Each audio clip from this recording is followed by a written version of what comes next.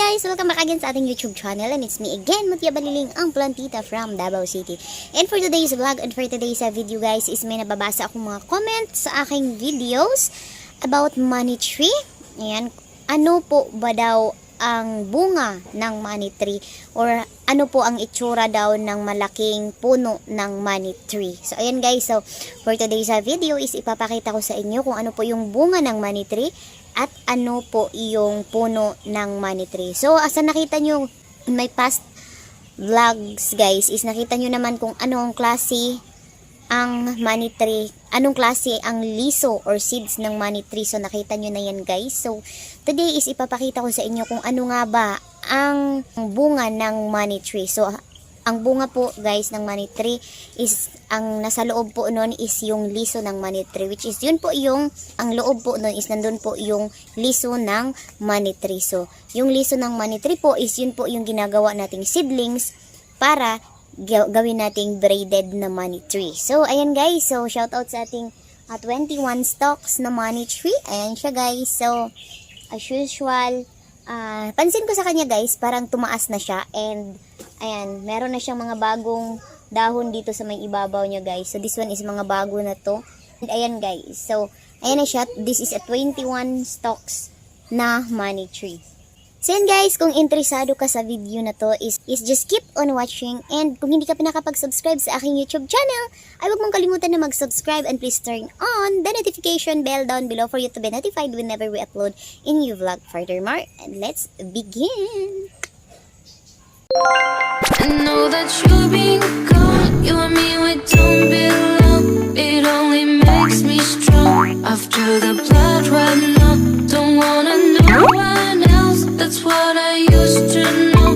Reset my life after you go.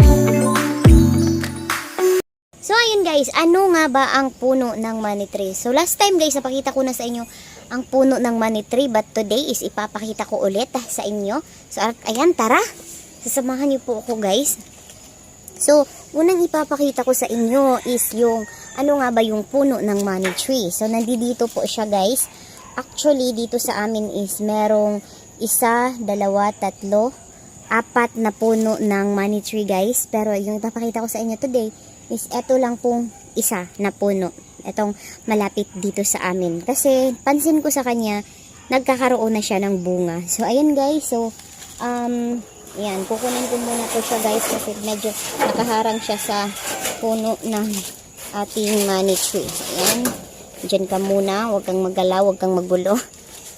So ayan guys, so nandito tayo sa likod ng bahay, and ipapakita ko.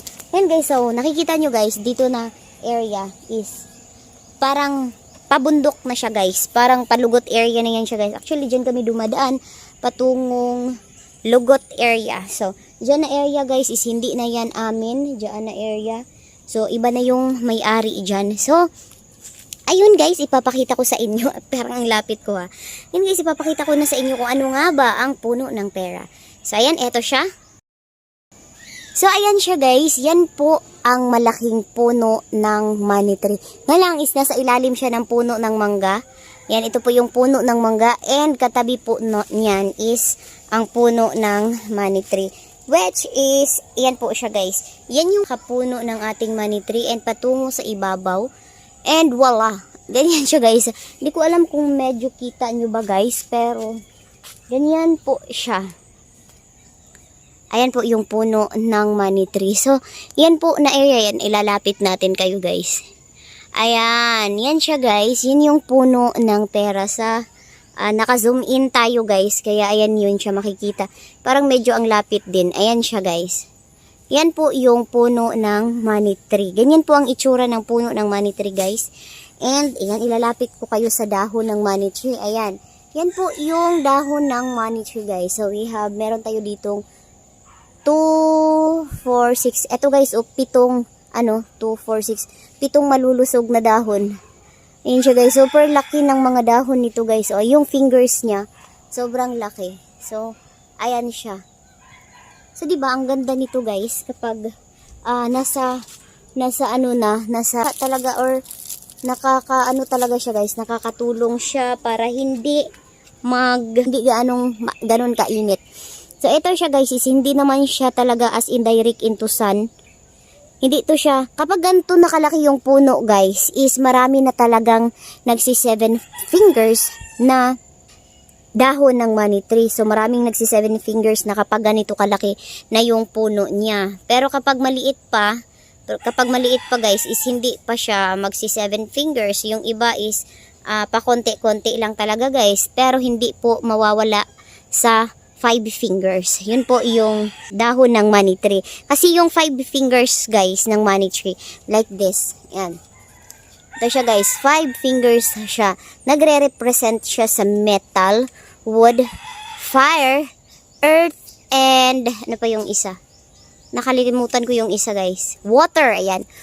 Yun ba yun? Correct me if I'm wrong guys. Pero parang yun nga yung 5 na nagre-represent sa isang dahon ng money tree na merong 5 fingers.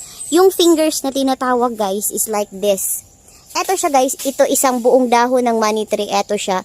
Pero yung fingers, when we say fingers of money tree, is eto po yung tinutukoy niyan guys. 1, 2, 3, 4, and 5. Yan po yung fingers ng money tree. When we say dahon ng money tree, yes, eto dahon ng money tree. Pero eto siya guys, part 2 siya ng dahon ng money tree. When we say fingers of money tree, eto po yung 5. So, ayan guys. So, ano nga ba? Ano nga ba ang bunga ng money tree? So, ayan guys, ituturo ko sa inyo. So, ituturo ko sa inyo. So far guys, kung makikita nyo, ang puno na yan is wala kang makikitang bunga. Kasi bago pa naglaglagan yung mga bunga niyan. And I'm so very happy kasi merong isang natira at mapapakita ko siya sa inyo.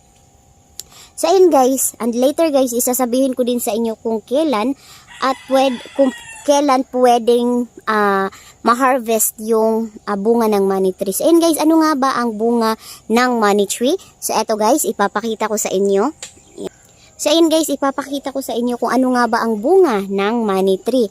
Which is, andito lang tayo sa baba guys, wala po doon sa ibabaw. Ayan. Ayan, wala pong bunga doon sa ibabaw guys. And nandito po tayo sa baba. So eto po siya guys. Ayan, eto po siya. Yan po yung bunga ni money tree. So ganito po siya kalaki guys. Ayan, as in sobrang laki niya. Parang bayabas lang siya guys, di ba? So nakikita nyo, parang bayabas. Parang abot kamay ko talaga siya guys. Ganyan po ang puno ng pera or yung bunga ng money tree. Ganyan po yung itsura niya. Ayan, so ayan. Ayan. So parang nakikita nyo guys, ang sarap niya kagatin, 'di ba? Parang bayabas na hinog. Pero hindi po 'yan nakakagat guys kasi yung etong pinakabalat niya is bunga po ng puno ng pera or bunga ng money tree is matigas po 'yan siya guys. So kapag binabato mo to sa tao is talagang mabubukol. Ayan guys, so matigas po ang bunga ng money tree guys. So, sa loob niyan, dyan po natin makikita ang seeds ng money tree. So, dyan po natin makikita ang seeds or buto or liso ng money tree. Natin makikita sa bunga na iyan. Ayan guys, next na sasagutin natin na katanungan kung kailan nga ba pwedeng kain or iha-harvest yung bunga ng money tree. So ayan guys, ang kasagutan po sa tanong na yan is hindi po pwedeng tanggalin natin yung yung bunga ng money tree na yan. So yan po siya guys is hindi pa siya ganun katanda. So that is I think nasa mga age pa siya ng bago pa lang siya dito. Hindi ko namalayan na meron pala dito na area. Kasi nakafocus ako doon sa ibabaw ng mga bunga niya. Which is nahulog na nga yung doon sa ibabaw. And dito is napansin ko na meron pala talaga siyang bunga dito sa baba. So ayan guys, kailan at pwede na bang i-harvest ang ganyang klase ng bunga ng money tree? The answer guys is no. Kasi kailangan lang po natin yung antayin mahulog guys, yung bunga ng money tree na yan. Kasi kapag hina-harvest mo yan siya na ganyan pa siya kalaki or nasa puno pa siya, hindi mo yan siya sure guys kung yan ba ay matanda na or pwede nang i-harvest. So, ang tendency po nun is magkakaroon ka po ng money tree na bata pa yung liso niya guys or yung buto niya. hindi po siya tutubo kung kukuhain nyo po siyang ganyan. So, dapat antayin nyo na lang yan siya mahulog guys, or malaglag yung bunga na yan. Kasi kapag nalaglag na yan doon sa baba, magkakalat po yung liso or buto niya doon sa baba. So, kapag kinuha nyo po siyang ganyan guys, super baby pa niyan, hindi nyo rin, parang hindi nyo rin magagamit yung buton niya na yan. Kasi, super baby pa nga niya. Kapag kinuha nyo yan siya guys, ayan, may papakita ako sa inyong seeds guys. Kasi may nakita akong seeds dito guys. I think yung mga bata parang kinuha nila. So nakita ko lang kahapon. So ganito po, ipapakita ko po sa inyo kung ano po ang, ano po yung parang baby pa na seeds ng money tree. Kung ano po yung laman nun. Ayan guys, so so dapat kapag ganyan is wag muna natin yang kuhain, antayin lang muna natin yan siya mahulog guys. Huhulog din yan sila sa tamang panahon, or kapag matanda na yung seeds na yan is mahuhulog at mahuhulog yan siya guys. And kapag nahuhulog yan siya guys is parang kung nakikita nyo yung mga coins nyo guys, or yung kung nakikita nyo yung coins na kapag tinapon nyo, or ayan, kapag tinapon nyo guys, yung coins nyo is parang magtatalsikan guys, ganun po yung effect ng lison yan or seeds niya na yan. Kapag nahuhulog yan siya guys, is ganun po yung maging effect ng mga seeds ng money tree, which is magkakakalat nga yung mga seeds niya or kung saan talaga makakapunta. I think guys, kaya din tinatawag ng money tree kasi ganun din nga yung effect ng tree. Parang coins din siya. Kaya I think din talaga, ay-on lang guys ha. Kaya din siguro siya tinatawag na money tree. So again, wag muna natin i-harvest ang ganyan. Antayin lang po muna natin na mahulog yan. Ang gagawin lang po natin is antay-antay. And hindi po tayo kukuha dyan sa ibabaw ng mga buto ng money tree. Sa baba po tayo kukuha, or dito po tayo sa baba mamumulot. So, si money tree na po ang gumawa ng paraan na hindi po tayo mahihirapan sa kakakuha ng mga bunga niya dyan sa ibabaw. Kasi kapag kukunin mo yan ganyan, hindi mo rin magagamit guys eh. Kapag ganyan, hindi mo rin siya, kapag kukunin mo yan ganyan siya, hindi din siya magagamit. So, kailangan mo talaga siyang antayin mahulog para magagamit natin sa seedlings natin or tutubo siya bilang seedlings. Kasi yung seeds niyan kapag kukunin natin, hindi po talaga siya tutubo or hindi siya magbibigay ng bagong puno. Kaya useless lang din. Kaya gawin natin is wait na lang muna natin siya malaglag.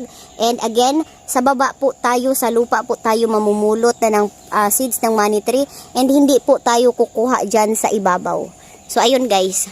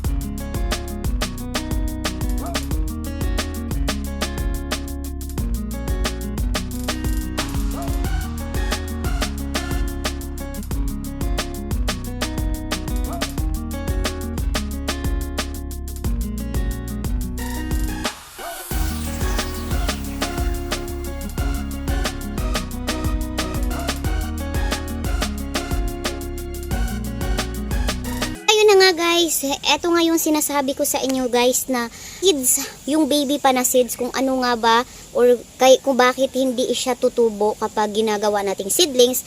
Kasi eto po siya guys, although yung kulay niya, ganda siya guys, yung kulay niya para talaga yung seeds na medyo matanda na. Pero guys, ang loob po nito or kapag pinisil niyo po siya guys, is ayan siya guys oh. Malutong siya na parang nagkakaroon siya ng, ayan, parang makikita nyo yung ganyan guys. So yan yung isang sign na yung money tree natin is hindi pa pwedeng i-harvest. Hindi po siya mababasag yung pinakalaman niya, which is yung ganto po niya guys. Hindi po siya mababasag kapag baby pa po ito siya mahuhulog, is hindi po to siya mababasag guys. Kasi kapag nahuhulog na to and kapag matanda na is mababasag po talaga to siya. Ilang siya ng buong parang isang ganto, isa na ganto guys, mahuhulog siya. Hindi pa po yun siya matanda. So, ganito po yung nasa loob nito guys. Ayan, so i-open natin. Ayan, medyo nag-ano na siya guys. Ang hirap niyang i-open kasi, ayan guys, oh, nakikita niyo yan. Ayan yung pinakaloob niya. Parang, ganito na seedlings guys, is hindi po talaga siya mabubuhay. Ayan, so ganito yung seedlings niya. Actually, kahapon is parang may pagka-green pa to siya. May pagka-green pa tong dito sa ilalim niya. Pero ngayon nga is, makikita natin na medyo white na lang yung nasa loob niya. Kasi, parang na-stuck na siya. But anyway guys, etong seeds na ganito is, pwede po siyang kainin.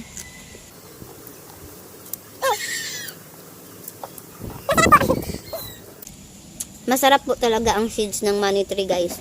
Kapag baby pa yung buong bunga niya is, huwag mo po muna nating i-harvest kasi masasayang lang po and hindi po yan siya tutubo.